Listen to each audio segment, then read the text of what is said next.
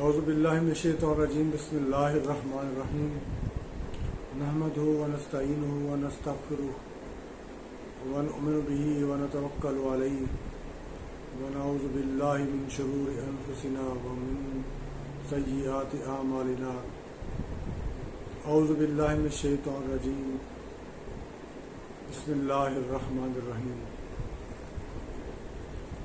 الیوم اکملت لکم دینکم وَأَتْمَمْتُ عَلَيْكُمْ نِعْمَتِي وَرَضِيتُ لَكُمُ الْإِسْلَامَ دِينًا۔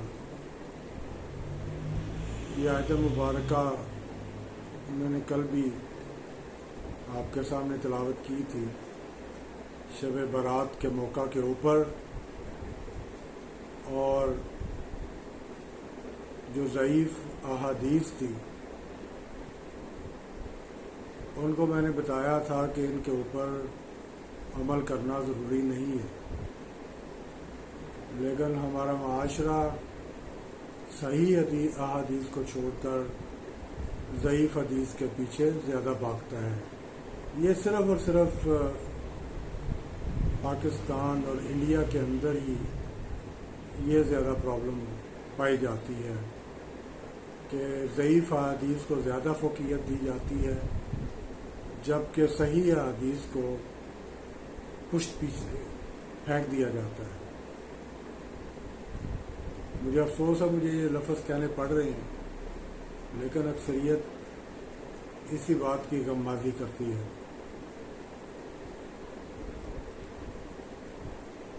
ہمارے معاشرے کے اندر ایک گروہ ایسا بھی ہے،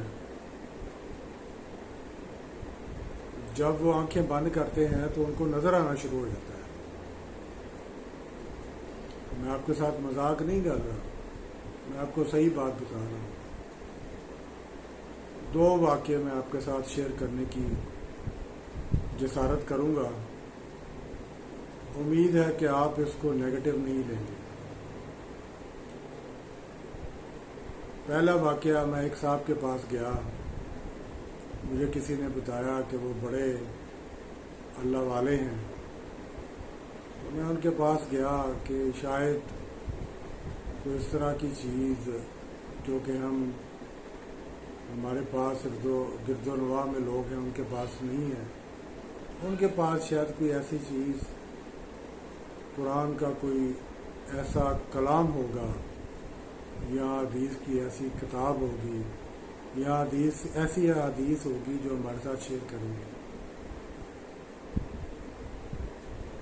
تو وہاں پہ میں جب گیا ہوں تو انہوں نے کہا جی آنکھیں بند کریں، اور میں نے آنکھیں بند کر لی جو ان کا طریقہ کار تھا۔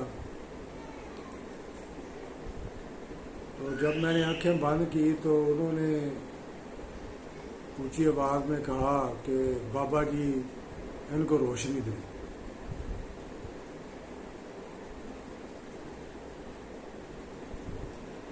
مجھے کہتے ہیں کوئی نظر آیا؟ جب بابا جی نے آپ کو روشنی دی ہے، کوئی نظر آیا؟ اور میں نے کہا آنکھیں تو بند ہیں، نظر کیسے آ سکتا ہے؟ تو ان کے پاس ایک اور لڑکا تھا جو کہ ان کے معاون یا ان کی گروہ کے لوگ ہوتے ہیں، ان کو جناب آنکھیں بند کرا کے پتہ نہیں کیا کیا مجھے بتایا گیا، جس پہ مجھے یقین کرنا مشکل ہو گیا، بلکہ میں نے بعد میں یقین ہی نہیں کیا کہ جب مجھے آنکھیں بند کروا کے انہوں نے کہا کہ یہ کچھ نظر آیا، تو مجھے تو بند آنکھوں میں تو کسی بندے کو نظر نہیں آتا۔ تو پتہ نہیں اس لڑکے کو کس طرح جو ہے نا وہ بابا جی نے روشنی دی ہے، اور کس طرح جو ہے نا وہ اس پر نظر آنا شروع ہو گیا، اور پھر اس نے بتایا کہ فلاں تیری پھوپھی ہے تو فلاں تیری خالہ ہے، تو اس نے جو ہے نا تمہارے اوپر جادو کیا ہے، تو یہ کیا ہے، تو وہ کیا ہے۔ تو اس طرح کے جو ڈرامے باز ہیں، یہ میرے ساتھ پرسنل واقعہ میں آپ کے ساتھ شیئر کر رہا ہوں۔ اس طرح کے جو ڈرامے باز ہیں وہ ہمارے ملک کے اندر بے شمار لا تعداد ان گنت موجود ہیں۔ ٹھیک ہے جی۔ دوسرا واقعہ، ہم لوگ ہمریا کے اندر تھے تو ہمارے ساتھ ایک صاحب کام کرتے تھے، میں ان کا نام دانستہ طور پہ نہیں لینا چاہوں گا، تو انہوں نے ہماری دعوت کی، تو شارجہ کے اندر وہ دعوت تھی، ہم وہ دعوت کے اندر چلے گئے، تو انہوں نے کہا جی کہ میں اپنے بزرگوں کا ایک واقعہ سناتا ہوں،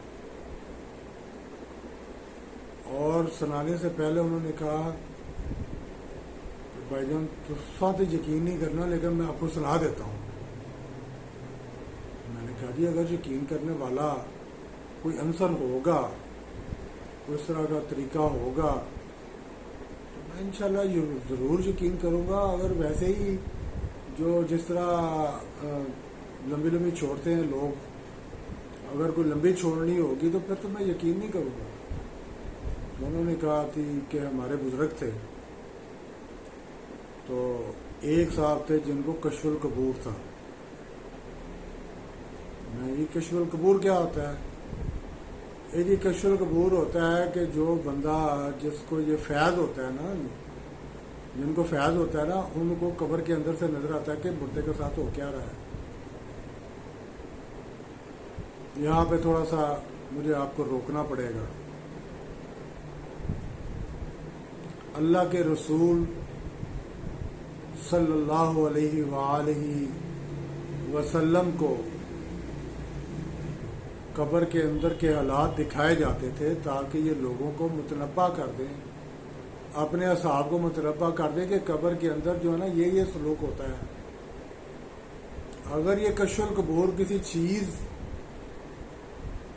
یا کسی صحابی کے اوپر یہ ہوتا، یہ سلسلہ چلتا آگے، تو جناب ابوبکر صدیق رضی اللہ تعالیٰ عنہ کو، جناب عمر فاروق رضی اللہ تعالیٰ عنہ کو، جناب عثمان غنی رضی اللہ تعالیٰ عنہ کو، جناب علی مرتضیٰ رضی اللہ تعالیٰ عنہ کو، جناب حسن حسین رضی اللہ تعالیٰ عنہ کو یہ کشف قبور ہوتا۔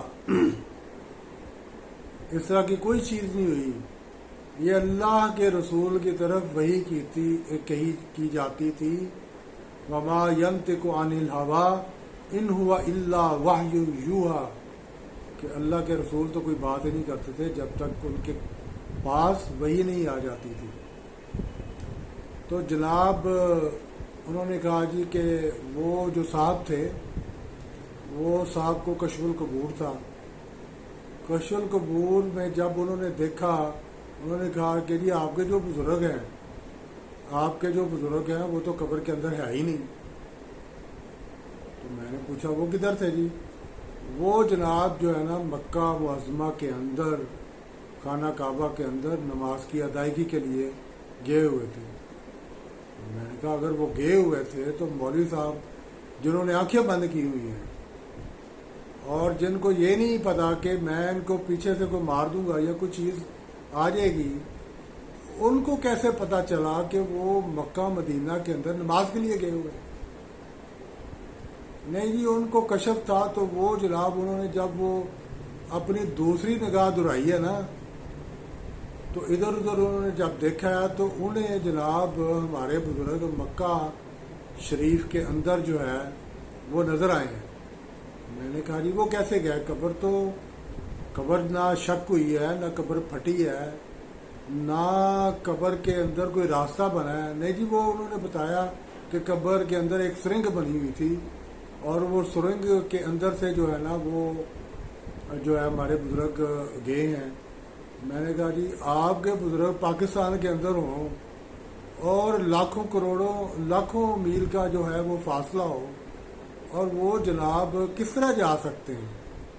تو اس طرح کے جو کہانیاں ہیں نا جی، اس طرح کے جو ٹکوسلے ہیں، وہ ہمارے معاشرے کے اندر، ہمارے ملک کے اندر جو ہے نا بے شمار جو ہے نا پھیلے ہوئے ہیں، اور بے شمار میں جگہ پہ گھوما ہوں، بے شمار لوگوں سے ملاقات کی ہے، اس طرح کے لوگوں سے بھی ملا ہوں۔ لیکن میرے بھائیو الیوم اکملت لکم دینکم واتممت علیکم نعمتی، اللہ نے تو دین مکمل کر دیا تھا، اور رسول کریم صلی اللہ علیہ وآلہ وسلم نے حجۃ الوداع کے موقع پر اپنے اصحاب کو کہا تھا کہ کیا میں نے آپ کے پاس سارا دین پہنچا دیا ہے؟ یہ تین دفعہ آپ صلی اللہ علیہ وسلم نے اپنے اصحاب کو پوچھا حجۃ الوداع کے موقع کے اوپر، اور اصحاب نے کہا کہ بے شک یا نبی عالم، یا نبی محترم رحمت للعالمین، آپ نے اپنا حق ادا کیا ہے۔ تو اللہ کے رسول نے پھر اللہ تعالیٰ کو گواہ بنا کے کہا کہ اے اللہ میرا گواہ رہنا۔ تو جب دین مکمل ہو جائے اور دین کامل ہو جائے اور ہم تک پہنچ جائے، جو کہ قرآن اور احادیث کی صورت کے اندر ہمارے پاس موجود ہو، تو ہمیں ادھر ادھر بھٹکنے کی ضرورت نہیں ہے۔ دوسری بات، آخری بات میں کر کے جو ہے اپنی بات کو ختم کروں گا۔ دوسری بات، یہ جو لوگ ہیں، جو لوگ جگہ جگہ کے اوپر مختلف قسم کے جو ہے نا اذکار انہوں نے شروع کیے ہوئے ہیں، جن کا دین کے اندر تصور ہی کو نہیں ہے۔ ایک جو ہے وہ جناب اونچی سے اللہ اکبر کہتا ہے تو پیچھے سے سارے اللہ اکبر کہتے ہیں۔ یہ معاملہ قرون اولیٰ کے دور میں کے اندر بھی ہوا تھا۔ صحابہ بیٹھے ہوئے تھے مسجد نبوی کے اندر، اور اسی طرح لوگ ٹولیوں کے اندر جو ہے نا صحابہ کریم وہ بیٹھ کے جو گٹھلیاں ہوتی ہیں کھجور کی، اس کے اوپر کوئی ایک لفظ کہتا سبحان اللہ کہتا تو وہ سارے سبحان اللہ کہتے۔ دوسری ٹولی گٹھلیوں کے اوپر کوئی اللہ اکبر کہتا تو وہ اللہ اکبر کہتے۔ تو کسی صحابی نے عبداللہ بن مسعود رضی اللہ تعالیٰ عنہ کو اس کی خبر دی، تو عبداللہ بن مسعود رضی اللہ تعالیٰ عنہ مسجد نبوی کے اندر تشریف لے کے آئے تھے، اور انہوں نے ان کو اس طرح کرنے سے منع کیا تھا، اور انہوں نے بڑی 2-3 باتیں کہی تھی کہ ابھی تک وہ تو دین لانے والے جو رسول کریم صلی اللہ علیہ وسلم ہیں ان کا کفن میلا نہیں ہوا، اور ان کے برتنوں کے اندر سے مٹی جو جمی ہوئی ہے وہ ختم نہیں ہوئی، اور آپ لوگوں نے نئی چیزیں دین کے اندر ایجاد کرنا شروع کر دی ہیں۔ امید ہے کہ ہم لوگ اللہ اور اس کے رسول کی طرف اور ان کے جو طریقہ کار ہیں ان کی طرف لوٹ آئیں گے۔ سبحان ربک رب العزت عما یصفون وسلام علی المرسلین والحمد للہ رب العالمین۔